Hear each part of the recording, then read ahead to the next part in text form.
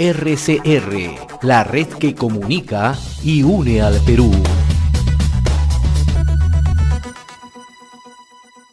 Le vamos a dar la cordial bienvenida hasta ahora a don Guillermo Villalón del Pino. Él es el superintendente de Relaciones Públicas de SAUDER Perú. Le agradecemos, como siempre, la cordialidad con RCR, Red de Comunicación Regional. Señor Villalón, qué gusto saludarlo. Gracias por atender esta comunicación. Muy amable. Buenas tardes, señor Hernández. Mucho gusto también de estar con todos nuestros oyentes de Red de Comunicación Regional. Acaba de realizarse hace unos días en Cajamarca el evento Consensos para el Desarrollo de Cajamarca, ¿no? Que fue organizado por el Instituto de Ingenieros de Minas del Perú y Rumbo a Perú 35, ¿no? Que es la convención minera más importante en el país, ¿no? Donde usted participó como panelista, ¿no? La pregunta es cómo podemos lograr, cómo podemos alcanzar, ¿no? Los consensos para el desarrollo de Cajamarca con todas las potencialidades que tiene y con todos sus problemas que tiene, naturalmente, ¿no? Bien. Primero, tanto en lo personal como en lo institucional, yo creo que el sector minero es optimista, es el sector comprometido con el país y nosotros estamos trabajando en el país en el mediano y largo plazo, ¿no? El emprendimiento minero tiene por lo menos un horizonte de 20 años y 20 años son 5 gobiernos regionales y son 4 gobiernos nacionales. Por eso es que siempre reclamamos que en el tema de la minería hay que mirarla precisamente como una política de Estado y en el ámbito regional tiene que seguir esa misma línea. ¿Por qué? Porque el sector minero permite generar ingresos de manera sostenida en el mediano y largo plazo y es así como uno, haciendo una prospectiva, puede plantearse de manera seria y responsable cerrar las brechas sociales que generan conflictividad en el país. Siempre ponemos en el diagnóstico, ¿no? El cierre de brechas y los problemas que confrontan no solamente el caso de Cajamarca, sino también otras regiones, ¿no? Pero en el caso puntual de Cajamarca, don Guillermo, ¿no?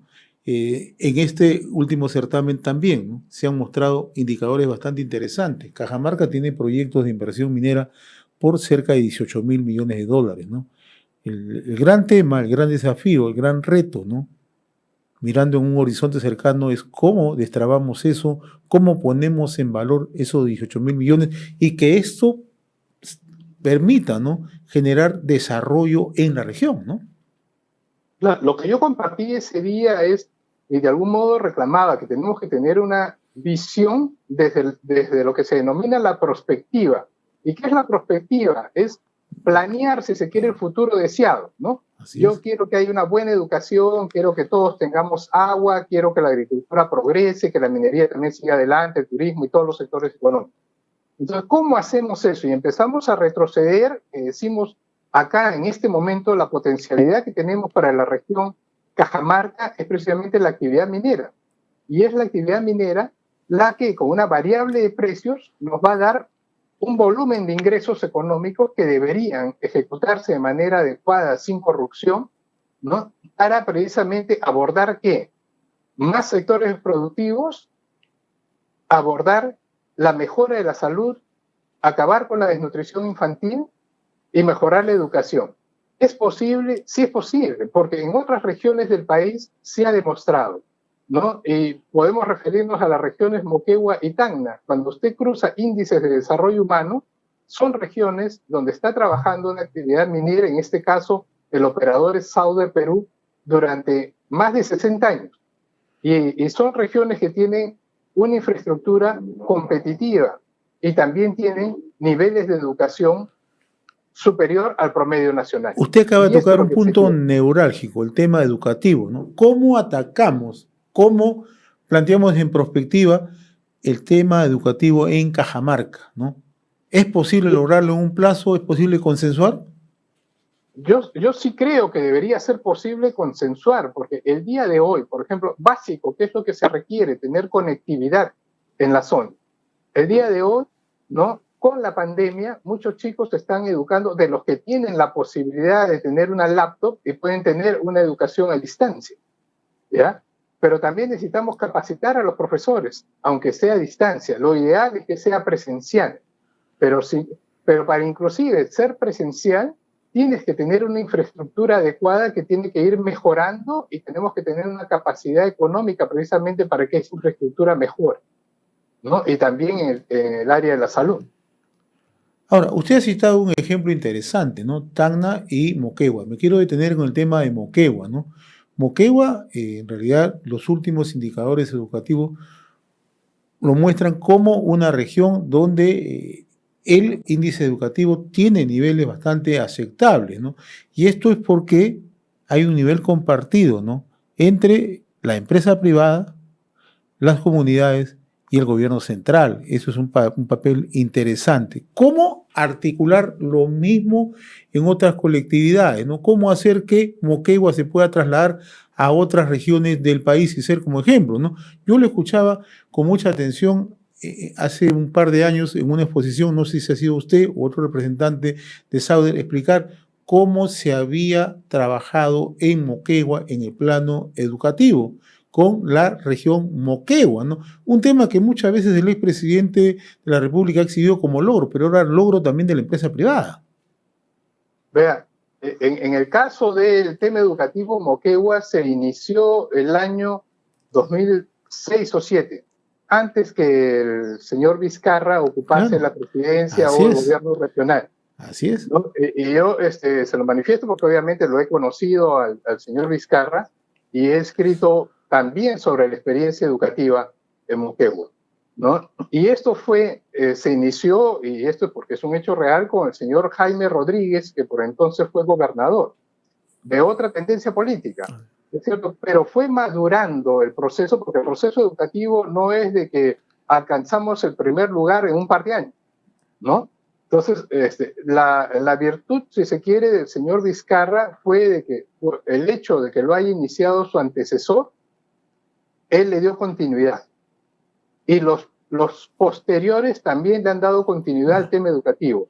Entonces, ¿qué es lo que estamos diciendo acá? De que se requiere una institucionalidad, sea regional de las autoridades y de la clase política, en este sentido de la región Cajamarca, que todos sean conscientes que tenemos que mejorar la calidad educativa. En el evento, por ejemplo, se señaló que había muchos jóvenes que salían, una vez que estaban capacitados, salían de la región Cajamarca y no volvían para aportar al desarrollo regional.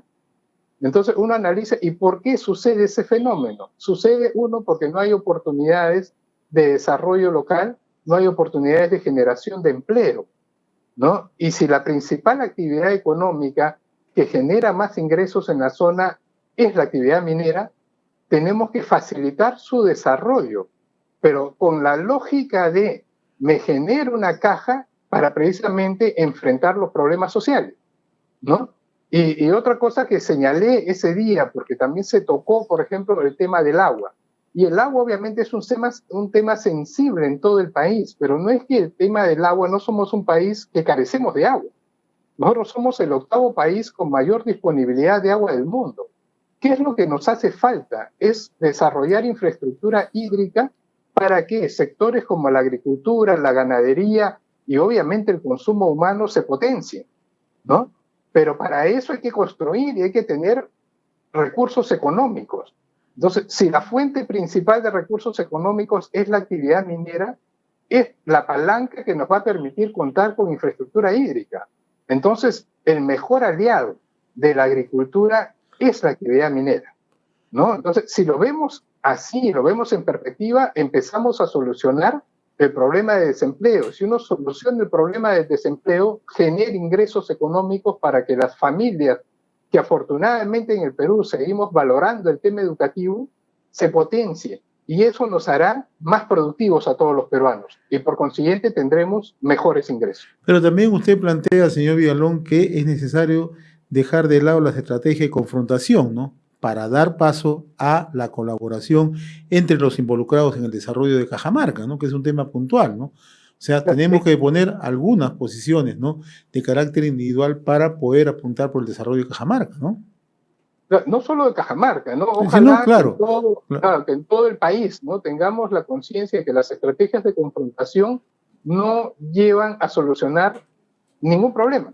Todo lo contrario, los agudizan. Los países más desarrollados son los que han priorizado las estrategias de colaboración a las de confrontación.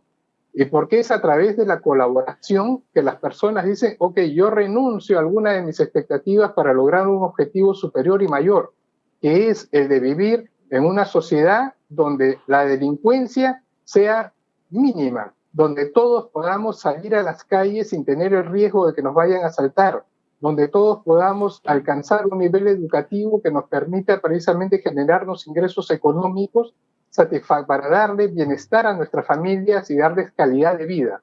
No se trata de un discurso, sino se trata precisamente de agarrar y cómo lo financio. Y ahí viene la reflexión de que en el Perú la principal potencialidad el día de hoy es la actividad minera. Y creemos en la actividad minera porque a través de ella se puede solucionar y cerrar esas brechas sociales que generan conflictos y que nos distancian. El tema de la corrupción, ¿cómo lo atacamos desde esa perspectiva?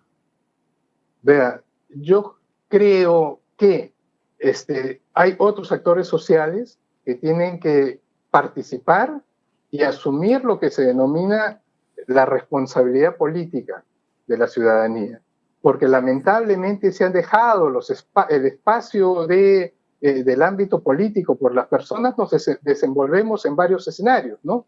En el escenario económico, trabajando en una empresa o haciendo algún emprendimiento, nos desenvolvemos también en un entorno social, pero la manifestación, digamos, de encuentro y de colaboración es en el espacio político. Y si la escena política se deja, lamentablemente, a personas de que no han respondido o que están vinculadas a la corrupción o que precisamente forman organizaciones para aprovecharse del erario nacional, ahí tenemos un problema.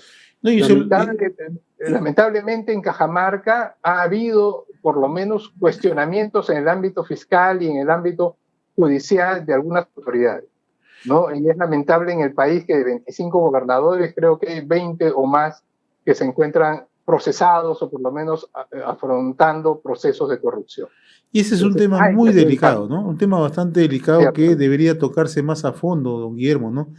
Porque siempre se pone en tela de juicio que los recursos provenientes de la minería no llegan, ¿no? Pero gran parte justamente de frenar que estos recursos lleguen a la gente, que lleguen a los sectores pobres, gente en extrema pobreza, es que hay mucha corrupción. Usted ha citado el caso de Cajamarca, pero también podemos citar otros casos, el caso de Ancash, podemos citar el caso de San Martín, el mismo caso de Moquegua, podemos citar otros casos en Tumbes, ¿no? Etcétera, etcétera, ¿no? Donde los gobiernos subnacionales se han convertido precisamente en un foco de corrupción, ¿no?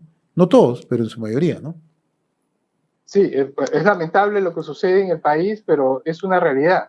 Ahora, estrategias de cómo enfrentar, cuando uno ve qué es lo que pasó en Nueva Zelanda en algún momento, qué es lo que pasaron en otros países para enfrentar la corrupción, en el fondo, casi todo fue más confianza en el ciudadano, menos burocratismo, ¿no? Menos procedimientos que terminan trabando el desarrollo en lugar de darles una vía clara para que el ciudadano pueda emprender, crecer y desarrollarse. Yo creo que en el Perú nos hemos trabado mucho en lugar de generarnos confianza, ¿no? Es mucho más fácil entregarle, pues, vea, yo le digo, en el Perú, afortunadamente, casi el 100% de la población cuenta con un celular. Y usted sabe, el 5% de la población es el sector de extrema pobreza, según el INEI, en la estadística prepandemia, porque todavía no ha habido una estadística posterior a la pandemia. Se estima que el día de hoy hay como 10% en extrema pobreza. Si uno saca la banda tarifaria de quienes pagan el 10% de los recibos de menor costo, si se quiere la franja de menor costo, de telefonía, de agua, electricidad, lo cruza con el CIF, lo cruza con el SINADEF para limpiar un poco esa carga que tiene el Estado, se le podría a través de un DNI electrónico hacer un depósito directo del Estado al titular de la familia, sea la madre, sea el padre de familia, pero no para comprar cualquier cosa, sino para adquirir, digamos, pues, arroz, leche, agua, productos de la canasta básica familiar. Y con eso rompemos mucha de la burocracia y mucha de la corrupción, porque cada familia iría con su DNI y podría adquirir lo que considere más conveniente. ¿no? O sea, hay mecanismos como acabar con estos serie de escalas para que llegue el aporte social finalmente a una familia, ¿no? Porque se ha creado tanto que por medio la gente sospecha, yo no soy investigador, pero sospecha por lo menos de que algo se quede en el camino, y ese algo que se quede en el camino hace que menos familias puedan ser atendidas por el Estado de la manera como debería ser. Don Guillermo Villalón del Pino, Superintendente de Relaciones Públicas del Estado de Perú, ha sido un gusto conversar con usted. Como siempre, muy agradecido en nombre de RCR. Gracias. RCR, la red que comunica y une al Perú.